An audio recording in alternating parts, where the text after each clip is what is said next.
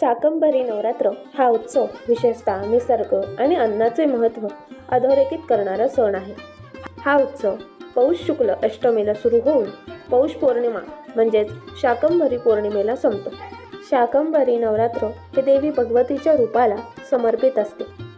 विशेषतः अन्नाची कमतरता भासू नये आणि निसर्गाचा समतोल राखला जावा यासाठी ही उपासना केली जाते.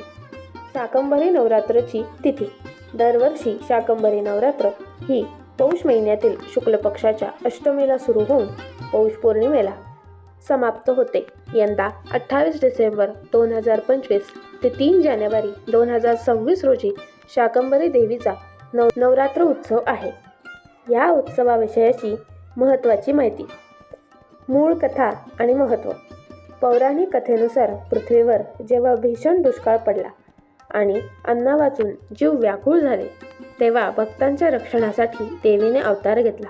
तिने आपल्या शरीरातून विविध प्रकारच्या वनस्पती आणि भाज्या उत्पन्न केल्या, ज्यामुळे सर्वांची भूक भागली. म्हणून तिला शाकंभरी, शाक म्हणजे भाजी, अंबरी म्हणजे भरण पोषण करणारी असे तिला नाव पडले. उत्सवाचे स्वरूप. 9 दिवसांचा उत्सव.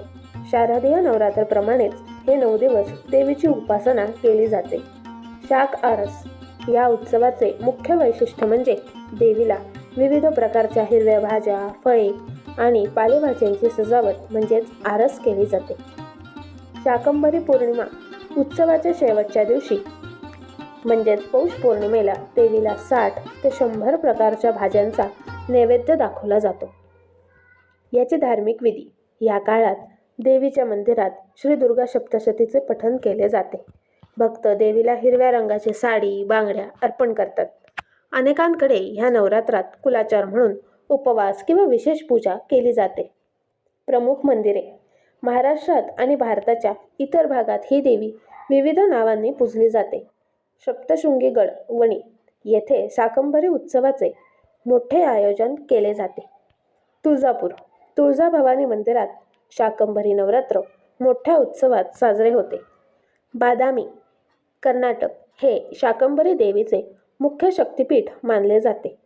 शाकंभरी नवरात्र हे आपल्याला निसर्गाशी जोडते आणि अन्नाचा आदर करण्याची शिकवण देते. तुम्ही जर या चॅनलवर नवीन असाल तर चॅनलला सबस्क्राईब करा, बेल आयकॉनवर क्लिक करा आणि त्याचसोबत व्हिडिओ आवडल्यास थँक्स बटनवर क्लिक करायला विसरू नका हां.